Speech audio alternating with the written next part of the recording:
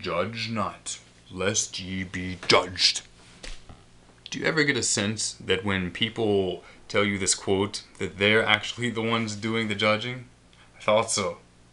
And do the people who love to throw this verse around think that I feel bound by this Christian cliche, which is, of course, usually declared with a sense of noble, hypocritical pomp?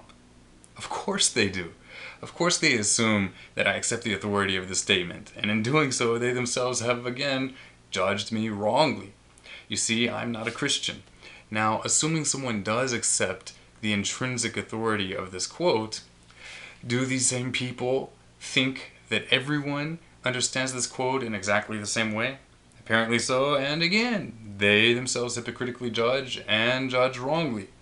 I prefer to understand this quote, of course, like all other quotes, in its original context.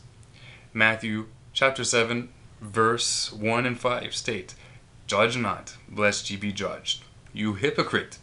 First remove the plank from your own eye, and then you will be able to see clearly and be able to remove the speck from your brother's eye."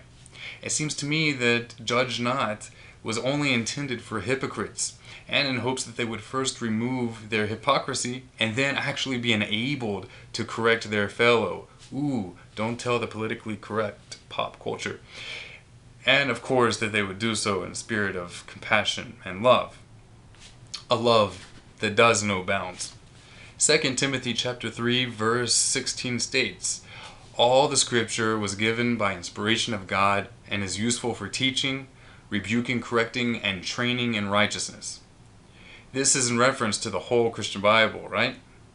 Of course it is. Well, before we leap to that conclusion, perhaps we should see again the context. The verse immediately before this verse, that all scripture is given for the purpose of rebuke, God does want us to judge, is not in reference to the entire Christian Bible, but in reference to the scripture that Timothy knew from childhood. And what scripture would that be? The New Testament, of course. The New Testament wasn't in existence during Timothy's childhood. It's only in reference to the Hebrew Bible, to the Torah, the testimony. For if they do not speak in accordance with this word, there is no light in it. Isaiah chapter 8, verse 20. Shalom Vracha.